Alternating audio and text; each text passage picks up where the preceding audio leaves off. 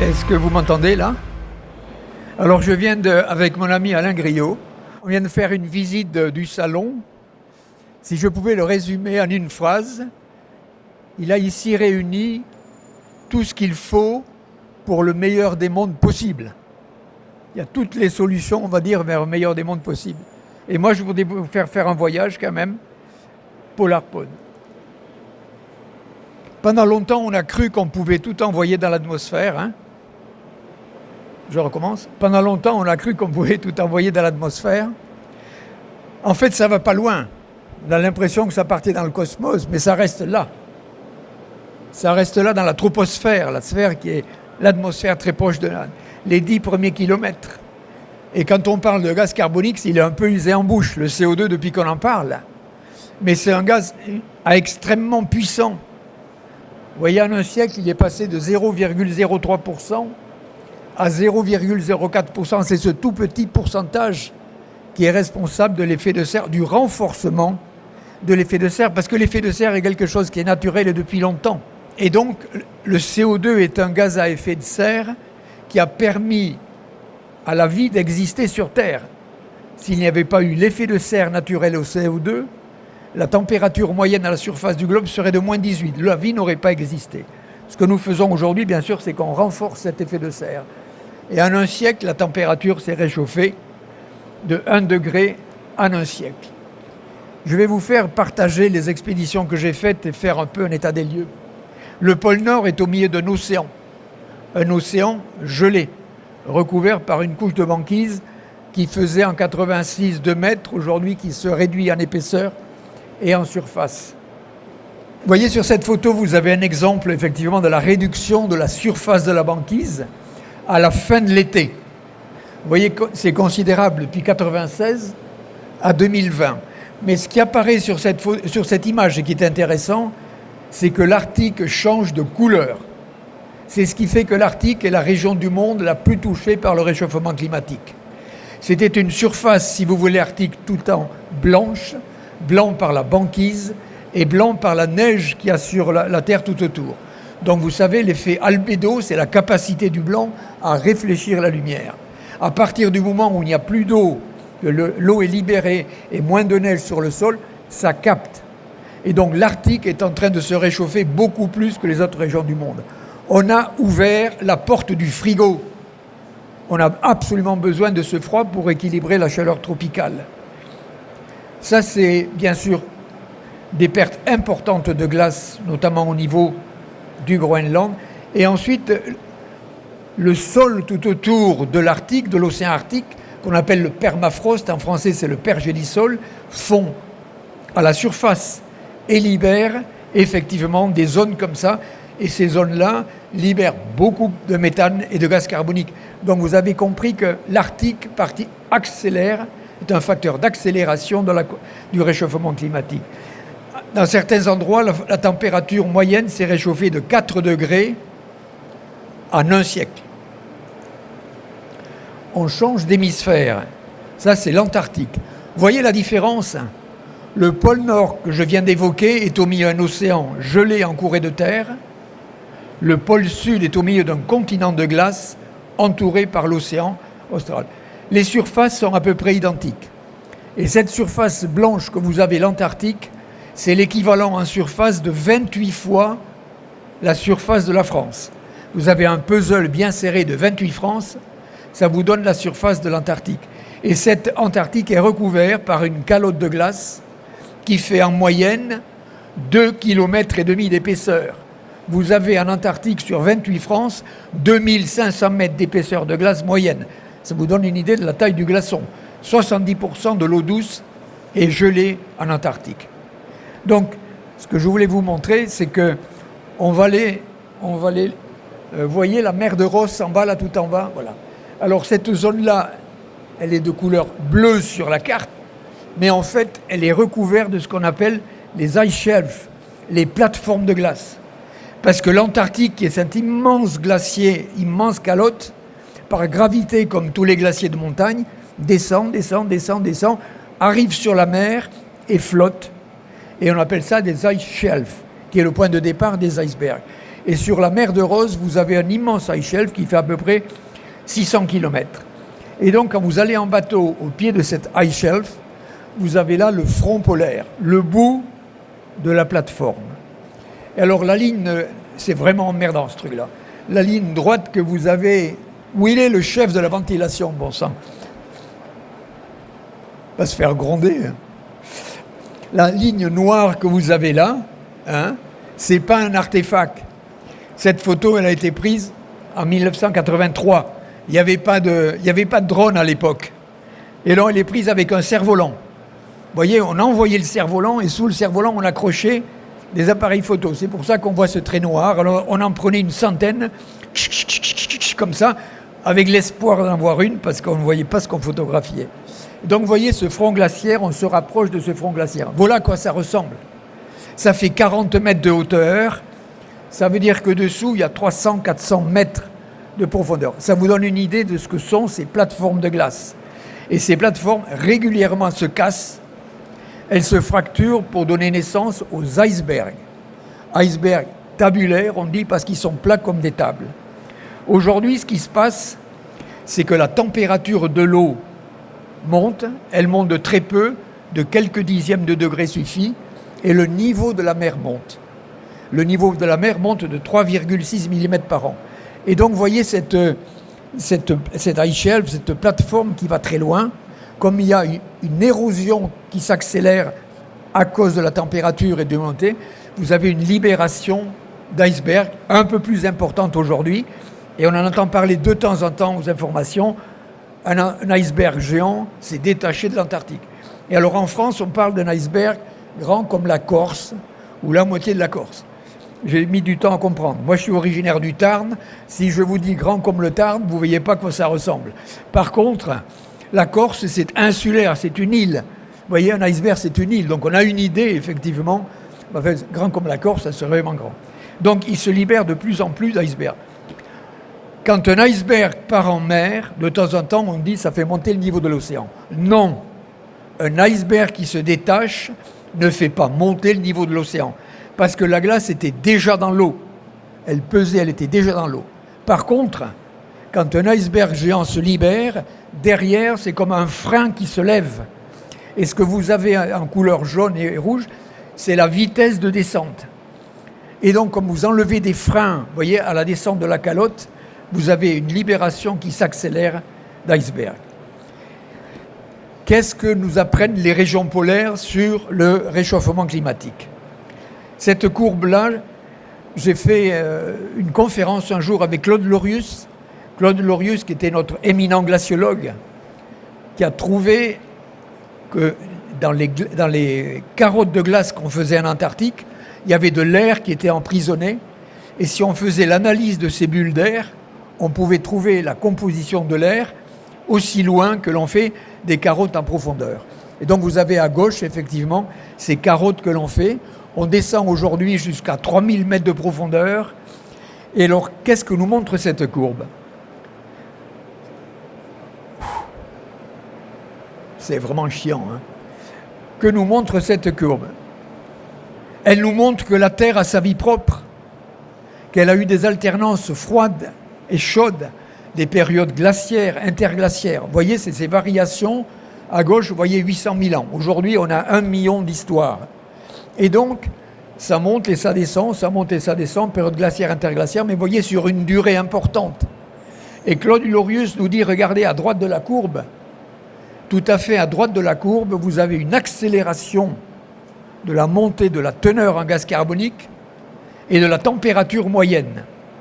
Vous voyez, une accélération qui date à peu près de 150 ans.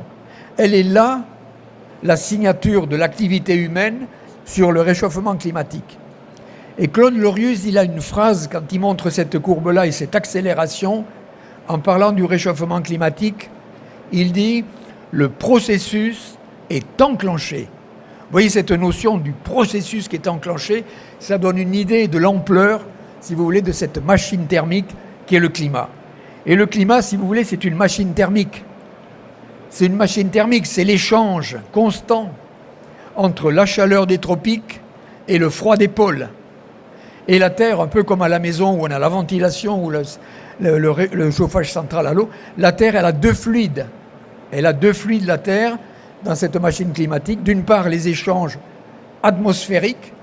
L'air chaud monte au niveau des tropiques. Il monte en latitude, se refroidit, redescend. Et ce sont des cellules comme ça qui amènent progressivement la chaleur de l'air des tropiques vers le froid des pôles. Ça, c'est le premier échange, les échanges atmosphériques. Et deuxièmement, les transferts de chaleur océaniques. L'océan, le Gulf Stream, tout le monde connaît le Gulf Stream, effectivement, il amène la chaleur de la Caraïbe, de la Floride, de ce secteur, vers le nord. Et cette eau se refroidit, elle devient plus dense, elle plonge, et l'eau repart dans le courant océanique mondial. Vous avez en bas l'Alizé, ce sont ces vents constants qui soufflent depuis le nord de l'Afrique jusqu'à la Caraïbe. Et ces alizés poussent les eaux chaudes de surface, parce que c'est à la surface que l'eau est chaude. Et ces alizés poussent sans arrêt cette eau chaude vers la Caraïbe. Et c'est pour ça que régulièrement, on a ce qu'on appelle des tempêtes tropicales. De temps en temps, pendant quelques jours, en Martinique, en Guadeloupe, vous avez des journées avec beaucoup de vent. Vous avez des journées de pluie intenses, effectivement. Et donc on appelle ça les tempêtes tropicales. Aujourd'hui, avec le réchauffement climatique, ces tempêtes tropicales deviennent des cyclones. 93% de l'excès de chaleur est absorbé à la surface de l'océan. Merci l'océan de réguler, si vous voulez, cette élévation de la température. Et donc vous comprenez que cette chaleur de surface, quand elle arrive vers la Caraïbe, quand vous avez aujourd'hui sur l'arc caribéen une épaisseur d'eau de 50 mètres à 27 degrés, là vous avez une bombe thermique. Et donc les climatologues ne parlent que la fréquence n'a pas changé. Ce qui a changé, c'est l'intensité des phénomènes. On est passé des tempêtes tropicales à des cyclones. Donc le réchauffement climatique, comme je viens de le dire, il impacte le cycle de l'eau et de la mer. Je dis régulièrement qu'en haut à gauche, vous avez une maison à vendre. C'est en Californie que j'ai pris ces photos. Effectivement, il y a une érosion des sols qui est due à la montée du niveau de la mer. Le niveau de la mer monte pour deux raisons. D'une part, la dilatation de l'eau de surface. Tout ce que vous chauffez se dilate. C'est une part importante du niveau de la mer, la dilatation de la surface. Et bien sûr, deuxièmement, la fonte des glaciers et des calottes polaires. Alors ensuite, vous avez les conséquences, les sécheresses, bien sûr, les incendies. Tout ça, ce sont des phénomènes climatiques extrêmes que l'on connaît et qui deviennent, ce n'est pas une question de fréquence, c'est plus une question d'intensité. Vous voyez, 1,5 degré de réchauffement climatique, c'est 2 mois de sécheresse. 2 degrés, c'est 4 mois de sécheresse. 3 degrés, c'est 10 mois de sécheresse. C'est un impact sur le cycle de l'eau extrêmement important. Nous avons atteint, je dis, les limites de la civilisation carbone. Nous sommes la civilisation carbone. Nous sommes des mutants surdoués. Il faut bien comprendre qu'on est des mutants surdoués. Il n'y a pas un animal, il n'y a pas une espèce qui a inventé des GPS, je ne sais pas quoi. Vous voyez ce que je veux dire ? On est des mutants surdoués. On a exploité les énergies fossiles, les fossiles avec beaucoup d'intelligence, de performance et d'efficacité. Aujourd'hui, effectivement, on connaît les limites de cette exploitation de la civilisation carbone, à la fois, je dirais, d'un point de vue énergétique, mais la pétrochimie est un autre volet important, si vous voulez, de l'exploitation des fossiles. Et là, on n'est pas près de s'en passer. Donc on a atteint ces limites, il va falloir faire preuve d'intelligence. L'objectif, c'est la neutralité carbone. C'est un phénomène, c'est un objectif intéressant. En 2050, la neutralité, c'est quand les émissions par nos activités seront compensées par la capacité de la nature à les réabsorber. On n'a pas d'aspirateur à CO2. Ça n'existe pas. Le CO2, il est dans l'air. Nous n'avons aucune capacité à le recapturer. On peut limiter les émissions aujourd'hui. Il y a des phénomènes industriels en sortie d'usine où on peut capturer le CO2 et le mettre dans des anciens puits de pétrole, mais c'est extrêmement marginal. Et en termes de coûts, à la fois financiers et énergétiques, c'est colossal. Donc nous n'avons pas... Voilà. Alors, gaz à effet de serre, je ne vais pas déployer ça ici. Vous avez partout dans ce salon, effectivement, dire ce qu'il faut faire. En 2019, 38 milliards de tonnes de CO2 ont été émises. 38 milliards de tonnes. Ce que j'ai évoqué de la recapture, c'est simplement 200 millions. 200 millions, c'est rien. Vous voyez, par rapport aux 38 milliards que l'on a mis dans l'atmosphère. Et comme je vous disais tout à l'heure, ça reste là. Ça reste dans la troposphère. C'est cette serre que l'on tisse. Puis le CO2, il est transparent, il n'a pas d'odeur, il n'a pas de couleur. Donc le coupable, il est invisible, mais il est là et il progresse et il charge la sphère qu'il tisse autour de nous. 45% s'accumulent dans l'atmosphère. Ça, c'est le bilan carbone en 2020. 45% restent là et s'accumulent et augmentent l'effet de serre. 25% est absorbé par les végétaux et 30% par les océans. Les fameux 45%, si vous voulez, bon, on sait tout ça, c'est très développé ici, soyez des consommateurs avertis, etc. Je ne vais pas m'étendre, vous avez tous une culture environnementale sur les choses à faire ou ne pas faire. 80% d'électricité décarbonée en 2050. Ça, c'est un objectif passionnant. J'ai fait une intervention l'autre jour à l'école centrale et je leur ai dit, les 30 glorieuses, elles sont pour vous. Au sens où si on veut décarboner l'énergie, si vous voulez, le chantier est colossal. On a besoin d'ingénieurs, de main-d'œuvre. C'est un nouveau monde. Et c'est ça quelque chose de passionnant. J'ai mis un petit toit en bas là, où vous avez bien sûr du photovoltaïque et du solaire thermique. Le solaire thermique n'est pas exploité, c'est du gâchis. Quand vous sortez tout à l'heure, vous allez au parking, vous mettez la main sur une voiture blanche, elle est à la température ambiante. Vous mettez la main sur la noire, elle est très chaude, surtout aujourd'hui il y a du soleil. C'est le rayonnement électromagnétique du soleil, ce n'est pas la chaleur que vous captez. Le tuyau d'arrosage au jardin, si vous voulez, à la fin de l'été, vous avez vu la température de l'eau. Vous allez griller la salade si vous ne faites pas couler un peu. C'est le rayonnement électromagnétique. C'est du gâchis de ne pas le capter. Avec des tuyaux noirs, on peut déjà capter cette chaleur-là.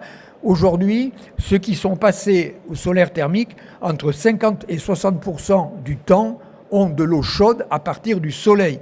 Vous avez un thermos qui est régulateur. S'il n'y a pas assez de soleil, il se met à l'électrique. C'est une économie d'électricité colossale. Ensuite, les panneaux solaires. Alors, on a tendance à dire, en conférence, on entend dire les jeunes, ils lancent des sauces tomates sur les œuvres d'art, vous voyez. Et bien sûr, les jeunes, ils ont raison, et voilà. Parce que les autres, ils font rien.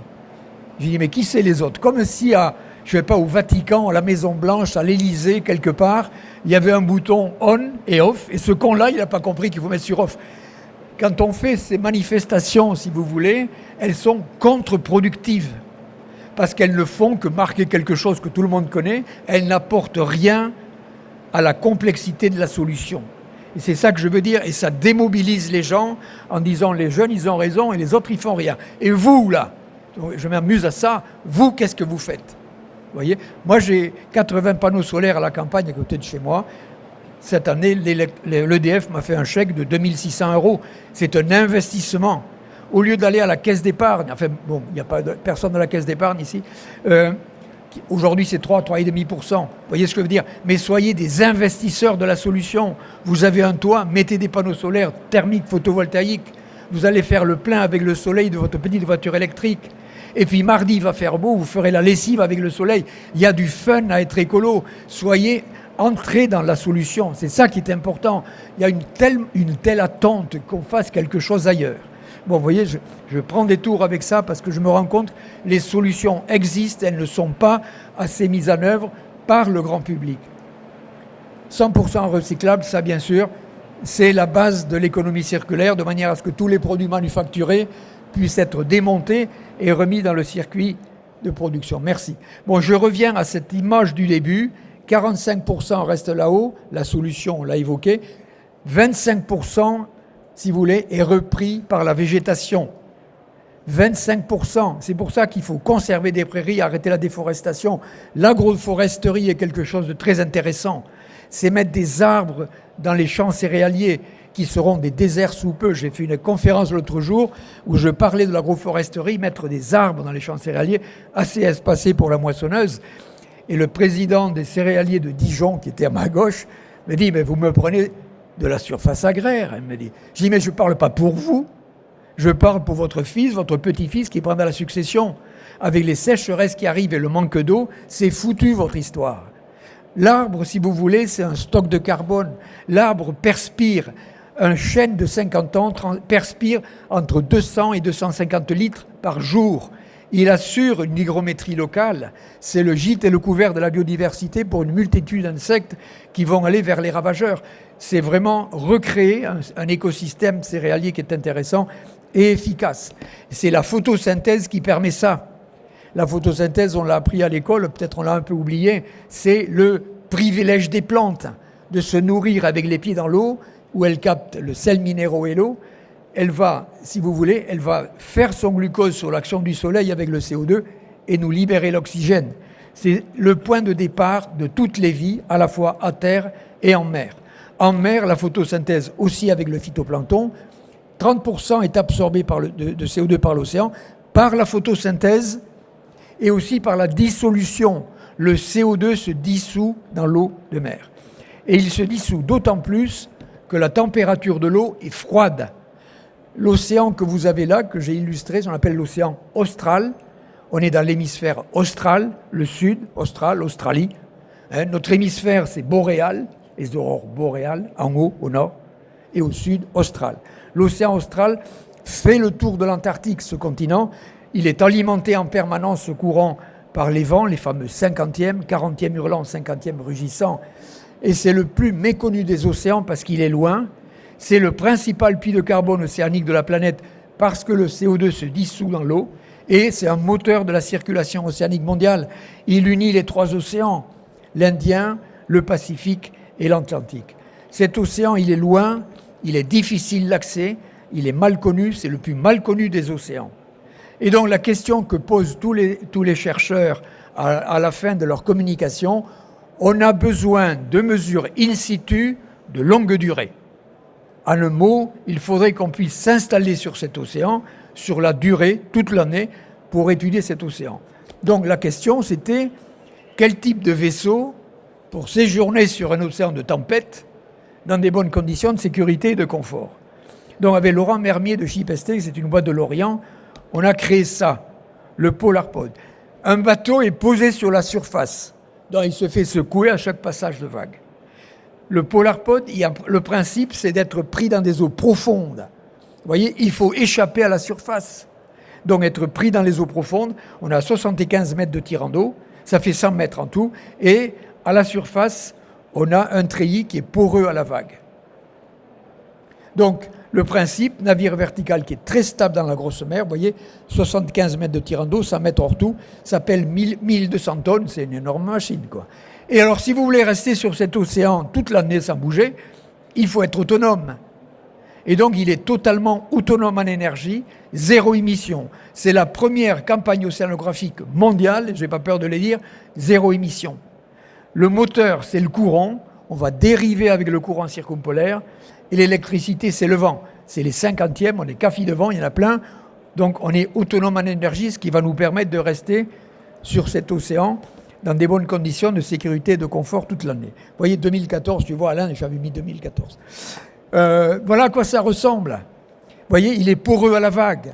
Bon, c'est une illustration vachement bien faite, mais on n'y est pas encore allé. Donc vous voyez, ça passe à travers. On n'est pas percuté par la vague comme peut l'être un bateau. Et donc, il n'y a pas un port qui peut accueillir un bateau qui a 75 mètres de tirant d'eau. Donc, on fait l'assemblage à l'horizontale et on la met en mer à l'horizontale.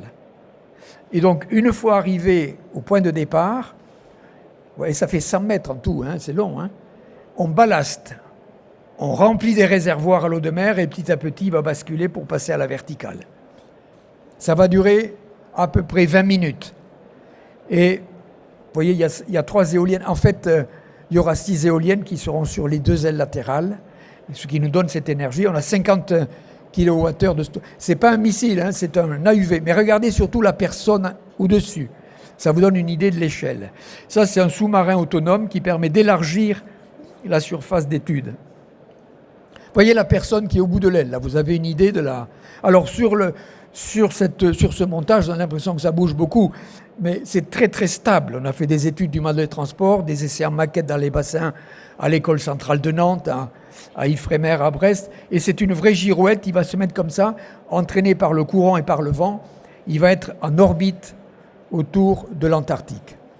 Donc il répond aux attentes de la communauté scientifique mesurer la capacité de cet océan à absorber le CO2. C'est le principal puits de carbone océanique de la planète, parce qu'il brasse de l'eau, il enferme de l'air, si vous voulez, avec toutes ces vagues, et surtout, je le redis, le CO2 se dissout beaucoup plus dans les eaux froides que dans les eaux tempérées. Et deuxièmement, il est silencieux. On n'a pas de moteur de propulsion, on n'a pas de groupe électrogène, et on va mettre des écouteurs, des micros sous l'eau. Et par acoustique passive, on va faire un inventaire de la faune. On connaît la signature sonore de toutes les espèces, et par une écoute permanente passive, on va faire un inventaire de la faune. Et donc, je le répète, on y passe aux 4 saisons, ce qui n'a absolument jamais été fait. Voilà le trajet de dérive supposé en vert. Et voyez, en rouge, c'est le bateau avitailleur qui viendra relever l'équipage tous les 2 mois. Ça va ressembler au relève des gardiens de phare il y a longtemps. C'est la partie aventure du projet. Voilà à quoi ça représentait. Ça, c'est Persévérance. C'est le bateau qui est construit, celui-là, il est fait, qui va se rapprocher du Polarpod et permettre à l'équipage descendant et remontant de changer, et ainsi que l'alimentation qu'il faut. Je le répète, oser, c'est engager son imagination au-delà des certitudes. N'hésitez pas. Il y a des normes, des normes qui sont contraignantes, qui ne sont pas forcément force de proposition. Et sur un projet hors norme, on passe beaucoup de temps à construire une nouvelle norme qui vient de la tolérance de l'expert, qui peut analyser la situation et qui écoute avec bienveillance, je dirais, le passage d'une norme à quelque chose hors norme validé. Donc ça, c'est un long travail, mais on est en train d'y arriver. Le haut, ça sera construit à Concarneau, chez Piriou, et le treillis sera construit en Afrique du Sud, chantier 3C Métal, qui est un chantier français qui se trouve en Afrique du Sud. Voilà, je voulais terminer par les choses qui nous attendent. Climat, énergie, démographie. Je n'aime pas la notion de l'affaire du siècle, comme si ça passait par le tribunal, la solution. Mais non, c'est une équation complexe, et je le répète comme je vous l'ai évoqué, on aura la solution si chacun à son niveau est efficace sur sa zone d'influence. Je vous remercie.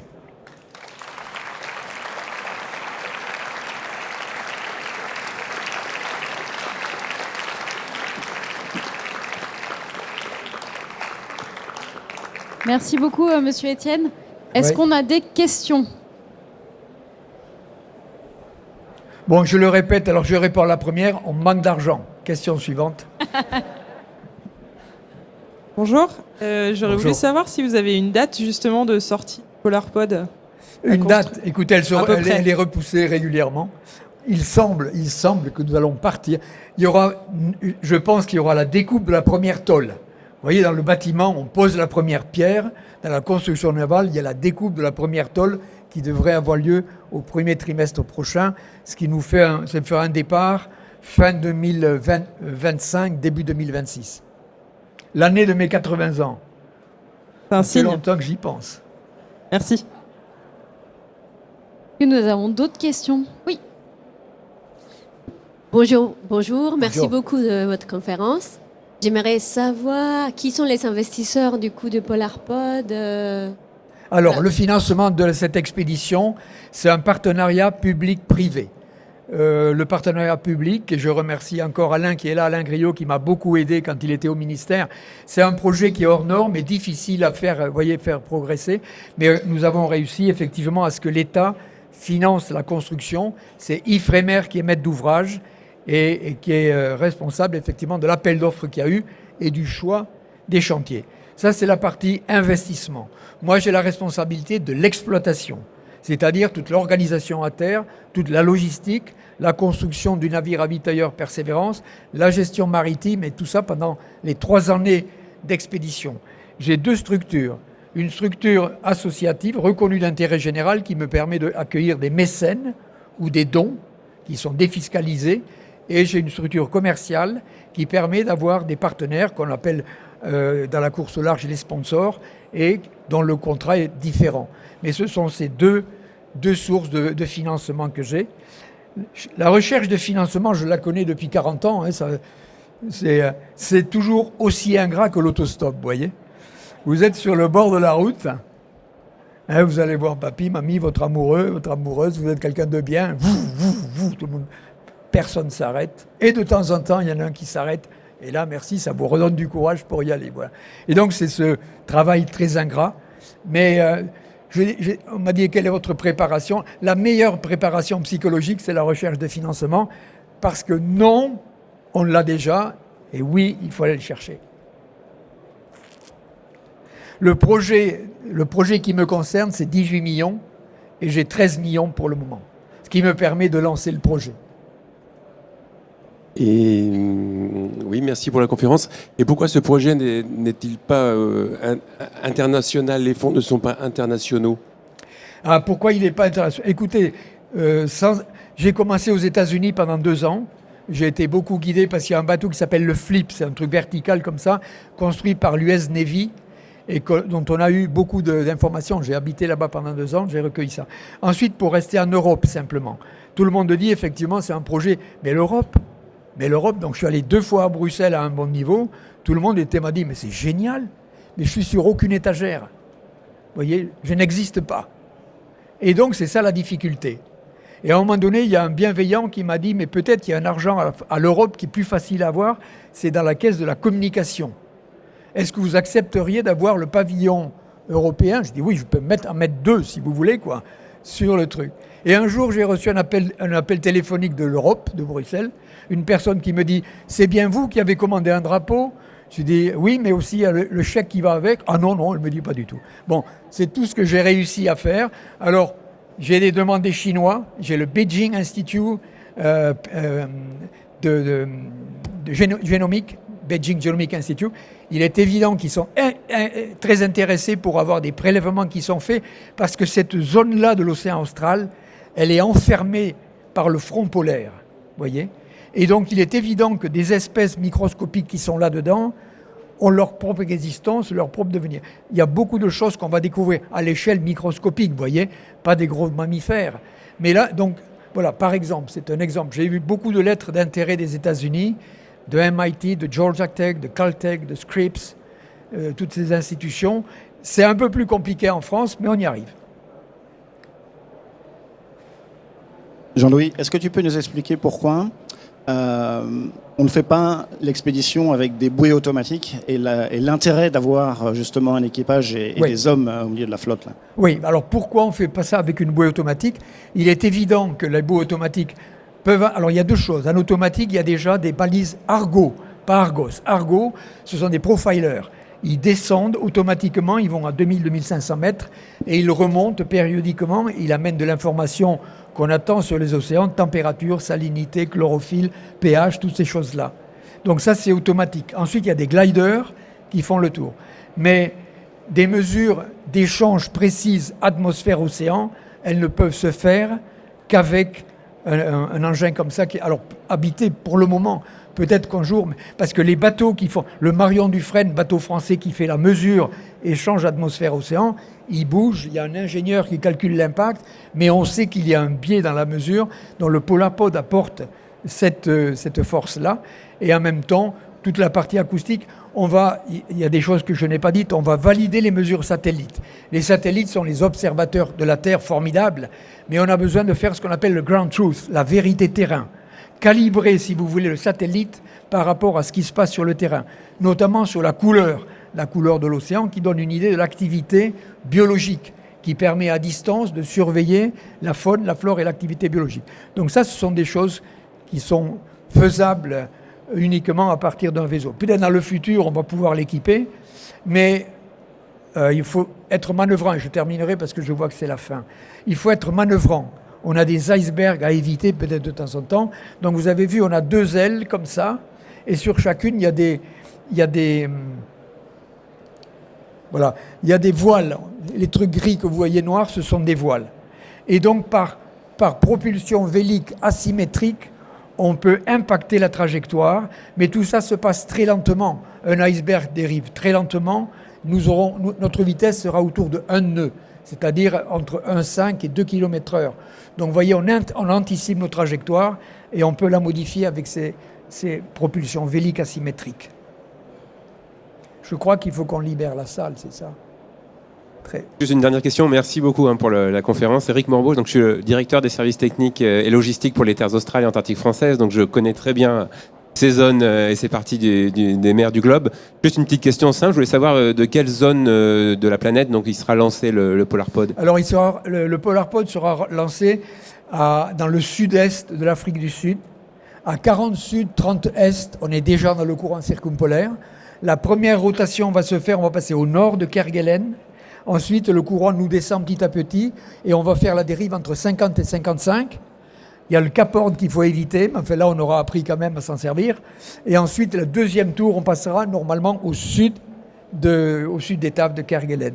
Et l'ensemble devrait durer 3 ans. Mais je veux bien parler avec vous à l'issue de la réunion.